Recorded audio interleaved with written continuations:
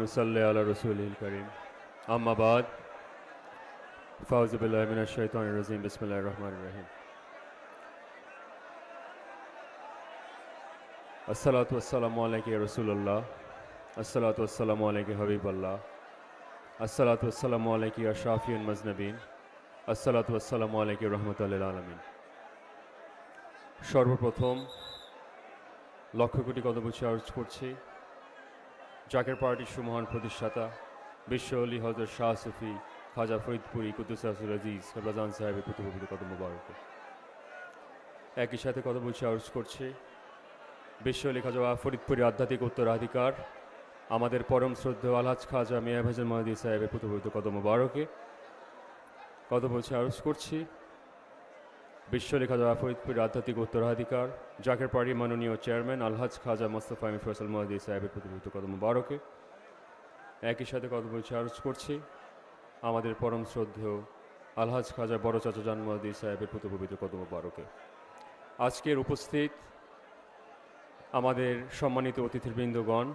আমাদের সম্মানিত সাংবাদিক ভাইয়েরা যারা উপস্থিত হয়েছেন আমাদের প্রশাসনের যারা আজকে এখানে উপস্থিত হয়েছেন আজকের আমাদের মহাপবিত্র বিশ্ব ইসলামী সম্মেলনকে সফল করার জন্য যারা সহযোগিতা করেছেন জাকের পার্টির মূল দল জাকের পার্টির 26টি সহযোগী সংগঠন জাকের পার্টি ছাত্র ফ্রন্ট যুব ফ্রন্ট যুব স্বেচ্ছাসেবক ফ্রন্ট স্বেচ্ছাসেবক ফ্রন্ট কৃষক ফ্রন্ট শ্রমিক ফ্রন্ট জাকের পার্টি হিন্দু ভক্ত ফ্রন্ট এবং আমাদের মা বোনেরা জাকের পার্টি মহিলা ফ্রন্ট এবং জাকের পার্টি ছাত্রী ফ্রন্ট আমি সকলের উদ্দেশ্যে বলতে চাই আসসালামু আলাইকুম রহমতুল্লাহ ওয়া বারাকাতুহু। আজ থেকে আরো 25 বছর আগে জাকের পার্টির সুমহান প্রতিষ্ঠাতা বিশ্ব অলি হযরত শাহ সুফি খাজা ফরিদপুরি কুদ্দুস আসির আজিজ তিনি আমাদেরকে এতিম করে আল্লাহ রাব্বুল আলামিনের কাছে চলে গিয়েছিলেন। আজ থেকে 36 বছর আগে জাকের পার্টির সুমহান প্রতিষ্ঠাতা মদিনার একটি আলোকিত একটি রাষ্ট্র ব্যবস্থাপনার উদ্দেশ্যে মুসলিম জনতাকে ঐক্যবদ্ধ করার লক্ষ্যে মুসলিম জনতাকে মুক্তি করার লক্ষ্যে বাংলার শান্তিকামী মুক্তিকামী জনতাকে মুক্ত করার উদ্দেশ্যে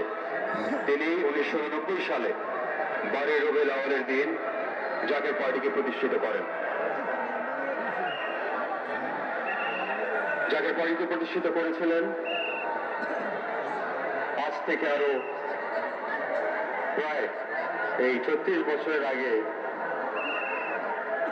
তারও প্রায় 35 বছর আগে বিশ্ব অলি খাজা ফরিদপুরির মুর্শিদ হযরত শাহ সুফি খাজা ইউনুস আলী রহমতুল্লাহ আলাইহির তেনার নির্দেশে এই জাকের পার্টির প্রতিষ্ঠা লগ্ন ঘটে। দাদাজান হুজুরের শেষ জবানে তিনি বলেছিলেন যারা শেষ অনুশীলনীতে তিনি বলেছিলেন যে জাকের পার্টির কি জয় জাকের পার্টির কি জয় এবং এই সিলসিলা ধরে হযরত শাহজালাল রহমতুল্লাহ আলাইহি যখন বাংলার জমিনে অনুপ্রবেশ করেন 360 আউলিয়া কেরাম নিয়ে তার সূত্র ধরে আমাদের বড় পীর আব্দুল কাদের জিলানী রহমতুল্লাহ আলাইহির কদম মুবারকে চুম্বন এবং শ্রদ্ধা নিবেদন করি এবং এই সিলসিলার সঙ্গ পুরুষ উপমহাদেশের মুসলিম জনতার নেতা যিনি মোগল সম্রাট আকবরের বিপক্ষে মুখে দাঁড়িয়েছিলেন হযরত শাহ সুফি মুজাদ্দিদ আল ফসানি শাইখ আহমেদ সেরেন্দি রহমতুল্লাহ আলাইহি তেনার কদম মুবারকে গভীরভাবে আমরা শ্রদ্ধা এবং কদম উচ্চারণ করি।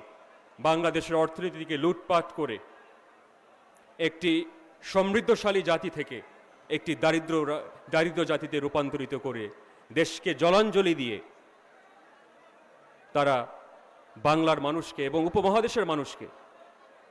তারা বারবার তারা মুখ থুবড়ে ফেলতে দিয়েছে এবং তার পরবর্তীকালীন সময় আপনারা দেখেছেন যে স্বাধীনতার পরবর্তীকালীন 54 বছর পরে বাংলার জমিনে যেই ধরনের অরাজকতা আমরা দেখেছি একটা দেশে যখন আজকে আমরা কুড়িগ্রামে যখন যাই উত্তরবঙ্গে যখন যায় বাংলাদেশের প্রান্তিক জনগোষ্ঠী, দক্ষিণবঙ্গে আজকে ফরিদপুর জেলা থেকে রাজবাড়ী, মাদারীপুর, শরীয়তপুর, বরিশাল, পটুয়াখালী ইত্যাদি আমাদের প্রায় দক্ষিণবঙ্গে প্রায় 20টি জেলার যখন একদম প্রান্তিক জনগোষ্ঠীর মানুষের কাছে যায়, এই যে হাহাকার, এই যে বর্তমানে যে দারিদ্রতার যে অভিশাপ, বাংলাদেশে অর্থের, আমি বারবার বলেছি, অর্থের কোনো অপর্যাপ্ততা ছিল না, পর্যাপ্ত পরিমাণে এই দেশে অর্থ ছিল। কিন্তু বারবার যারাই আমাদের শাসক গোষ্ঠী এসেছে, দেশের মানুষের নৈতিক অধিকার, গণতান্ত্রিক অধিকার, তাদের স্বাধীনতার যে মূল চেতনাগুলো ছিল, যে মৌলিক যে দাবিগুলো ছিল, মৌলিক যে অধিকারগুলো ছিল, বারবার প্রতিবার এই শাসক গোষ্ঠী দ্বারা দেশের মানুষ, দেশের আপম জনসাধারণ, বাংলার মজলুম জনতা বারবার তারা প্রতারণার শিকার হয়ে মুখ থুবড়ে পড়েছে।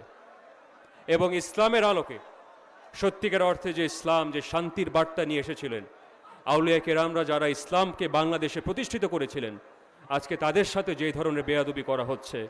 এটা যারা ইতিহাস জানে, যাদের ভিতরে ন্যূনতম বিবেকবোধ আছে, যাদের ভিতরে ন্যূনতম মনুষ্যত্ববোধের একটি ক্ষুদ্র একটি চিহ্ন পর্যন্ত রয়েছে, তাদের দ্বারা এই ধরনের অসম্মান কোনোভাবে আমরা মেনে নিতে পারি না। জাকের পার্টি কোনো নেতাকর্মী এটা মেনে নিতে পারে না। তাই আলেম ওলামাগণদের প্রতি আমার বিনীতভাবে অনুরোধ, কলেমার ইসলামে আমাদের ঐক্যবদ্ধ হতে হবে। ইসলামের নামে যে বিভাজন, যে বিভেদ, সেখান থেকে আমাদের ঐক্য গড়ে তুলতে হবে যদি মুসলিম উম্মার স্বার্থ আমরা সংরক্ষণ করতে চাই।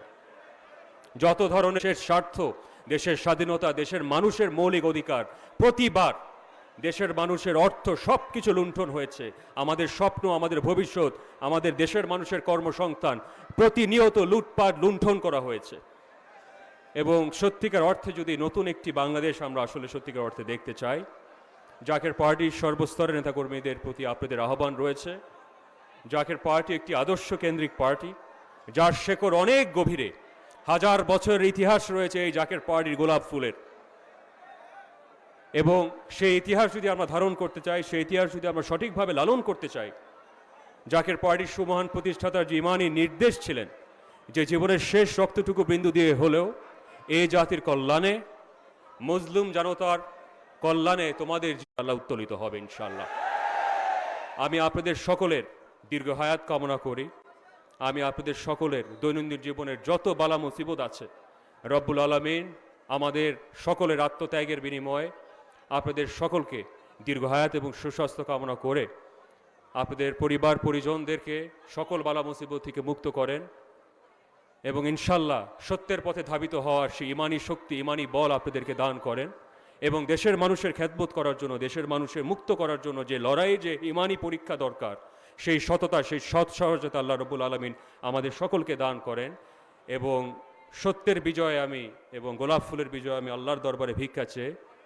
আমি আমার বক্তব্য এখানেই শেষ করছি। ওয়াখের দওয়ানা বলে আলহামদুলিল্লাহ রাব্বিল আলামিন।